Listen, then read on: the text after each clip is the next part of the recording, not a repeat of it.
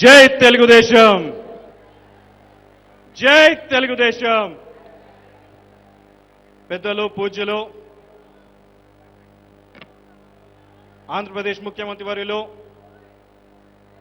మన పార్టీ అధ్యక్షులు శ్రీ నారా చంద్రబాబు నాయుడు గారికి, అదేవిధంగా మా అన్నగారు శ్రీ నారా లోకేష్ గారికి,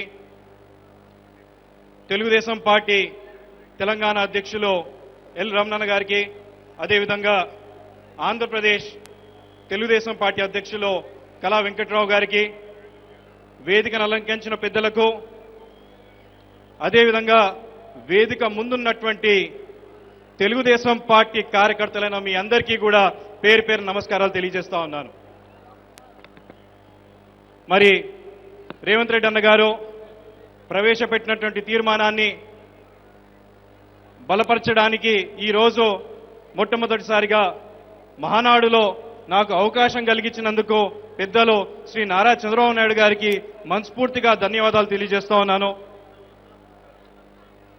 మరి తెలంగాణలో అణిచివేత ఈ విధంగా ఉంటుంది, దొరల పాలన ఈ విధంగా ఉంటుంది, లేదంటే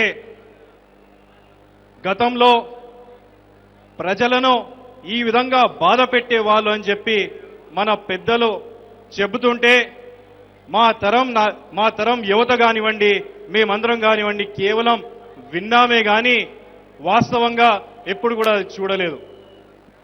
మరి తెలంగాణ వచ్చిన తర్వాత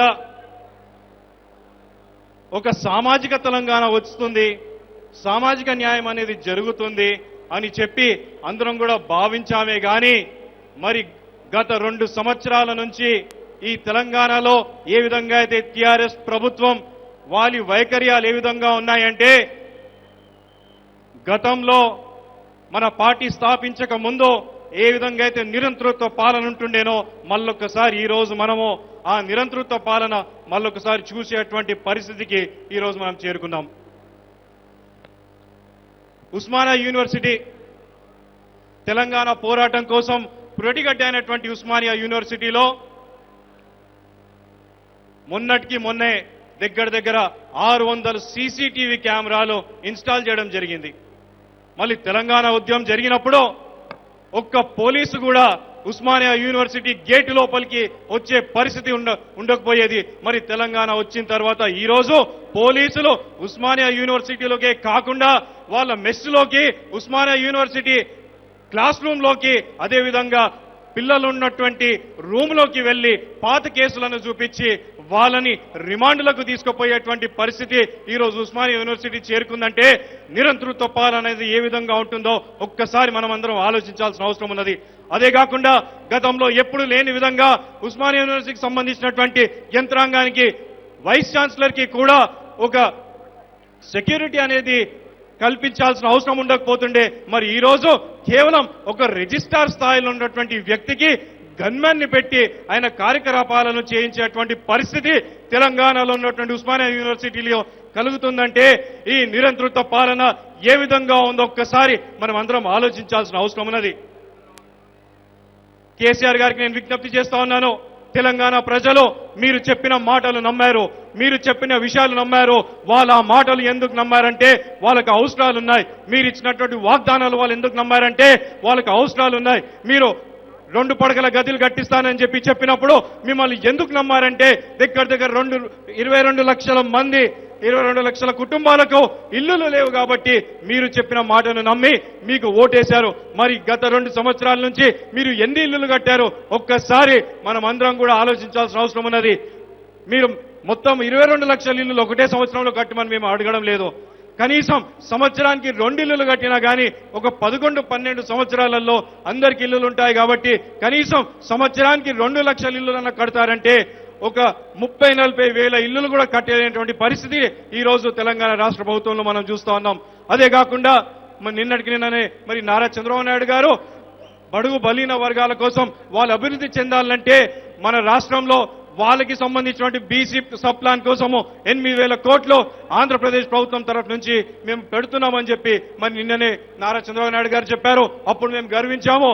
బీసీల కోసం, బడుగు బలిగిన వర్గాల కోసము పెట్టినటువంటి పార్టీ తెలుగుదేశం పార్టీ.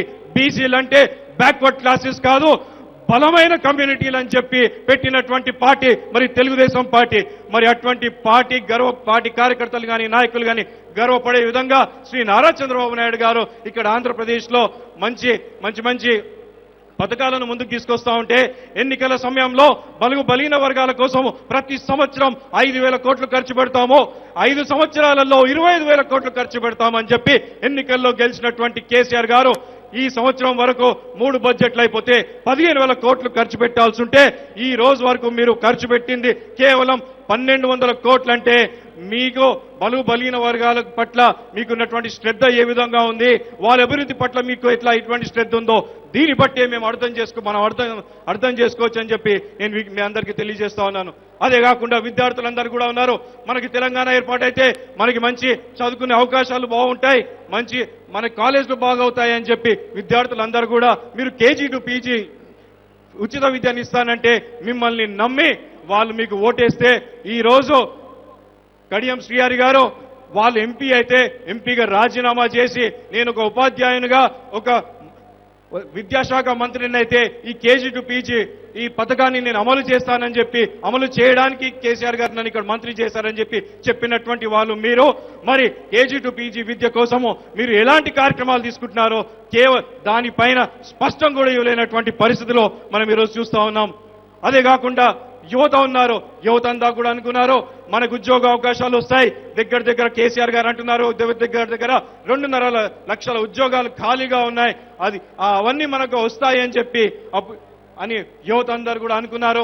కాకపోతే ఈ రోజు వరకు ఒక్క డిఎస్సిని ప్రకటించి కేవలం 12,000 ఉద్యోగాల కోసం డిఎస్సిని ప్రకటించి దానిపైన కూడా నోటిఫికేషన్ ఇవ్వనటువంటి పరిస్థితి మనం అక్కడ చూస్తూ ఉన్నాం. మీరందరూ ఒక్క విషయం గుర్తుపెట్టుకోవాలి, మన ప్రభుత్వం ఉన్నప్పుడు 1994 నుంచి 2004 వరకు మన ప్రభుత్వం ఉన్నప్పుడు నారా చంద్రబాబు నాయుడు గారు ముఖ్యమంత్రిగా ఉన్నప్పుడు ప్రతి సంవత్సరం మనం డిఎస్సి ప్రకటించడం జరిగింది, ప్రతి సంవత్సరం నూతన ఉద్యోగాలు మనం ఇవ్వడం జరిగింది, ప్రతి సంవత్సరం యువత గురించి ఆలోచించినటువంటి వ్యక్తి మరి శ్రీ నారా చంద్రబాబు నాయుడు గారు. మరి ఆ విధంగా కేసీఆర్ గారు ఆయనని చూసైనా కానీ సరే నేర్చుకొని ప్రతి సంవత్సరం ఇవి ఏవైతే ఖాళీలో ఉన్నాయో మన ధనిక రాష్ట్రం కాబట్టి కనీసం ఆ ఖాళీలనైనా మీరు ఇవ్వాలని చెప్పి నేను మీకు విజ్ఞప్తి చేస్తా ఉన్నాను.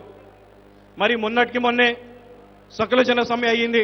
మళ్ళీ ఆ సకల జన సమ్మె ద్వారా మొన్న లిమ్కా బుక్ ఆఫ్ రికార్డ్స్ అని చెప్పి ఆ లిమ్కా బుక్ ఆఫ్ రికార్డ్స్ వాళ్ళు సకల జన సమ్మె మన సర్వే ఏదైతే అయ్యిందో ఆ సర్వే ఎంతో గొప్పదని చెప్పి దానికి సమగ్ర సర్వే అయితే అయిందో అది ఎంతో గొప్పదని చెప్పి దానికి లిమ్కా బుక్ ఆఫ్ రికార్డ్స్ లో రాస్తామని చెప్పి చెప్తా ఉంటే అసలు ఆ సర్వే అయిపోయి 2 సంవత్సరాలు కావస్తా ఉంది. ఆ సర్వేలో ఏ విషయాలు తేలాయి, ఆ సర్వే ద్వారా ఏ విధంగా మీరు ప్రభుత్వ పథకాలను ప్రజల దగ్గర తీసుకెళ్తారో దానిపైన ఎటువంటి స్పష్టత ఇవ్వకుండా మీరు ముందుకు సాగుతా ఉన్నారంటే ఎంత దురదృష్టకరమో అని చెప్పి మీ అందరికీ నేను తెలియజేస్తా ఉన్నాను.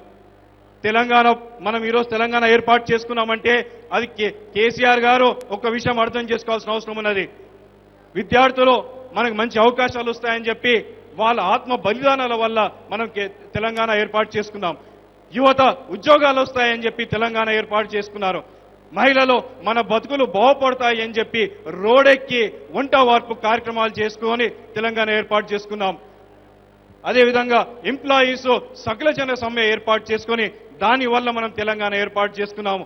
అదే కాకుండా సామాజిక తెలంగాణ వస్తుందని చెప్పి మన ఆత్మ గౌరవం కోసం మనం తెలంగాణ ఏర్పాటు చేసుకుంటే ఈ రోజు కేసీఆర్ గారు చేస్తున్నటువంటి విధానం మనం చూస్తూ ఉంటే తెలంగాణ ఏదో వారి కోసమో వారి కుటుంబం కోసమో వారి వర్గం కోసమో లేక వారికి ముడుపులిస్తున్నటువంటి కాంట్రాక్టర్ల కోసం తెలంగాణ ఏర్పాటు చేసుకున్నామని చెప్పి ఒక ఆలోచనతోని ఆయన సాగుతా ఉన్నారు. కాబట్టి నేను ఒకటే చెప్తా ఉన్నాను, కేసీఆర్ గారికి వేదిక పై నుంచి విజ్ఞప్తి చేస్తా ఉన్నాను, మీ పైన ఆశలు పెట్టుకొని తెలంగాణ ప్రజలు మీకు ఓటేశారు. మీరు గిట రాబోయే 3 సంవత్సరాలలో మీరు ఎన్నికల్లో ఇచ్చినటువంటి వాగ్దానాలను నిలుపుకోకపోతే 2019లో ఎట్టి పరిస్థితులలో మళ్ళొకసారి ప్రజలు మీకు బుద్ధి చెప్తారో, గతంలో ఏ విధంగా అయితే తెలుగుదేశం పార్టీకి పెద్దపీట వేసి సామాజిక న్యాయం అంటే తెలుగుదేశంతోనే సాధ్యమవుతుందని చెప్పి మళ్ళొకసారి గుర్తించి ప్రజలందరూ కూడా తెలంగాణలో తెలుగుదేశం పార్టీకి పట్టం కడతారని చెప్పి తెలియజేస్తూ మరి మొట్టమొదటిసారిగా నాకు మహానాడులో మాట్లాడే అవకాశం కలిగించినందుకు శ్రీ నారా చంద్రబాబు నాయుడు గారికి ధన్యవాదాలు తెలియజేస్తూ ముగిస్తూ ఉన్నాను. జై తెలుగుదేశం. నారా చంద్రబాబు గారి నాయకత్వం. నమస్కారం.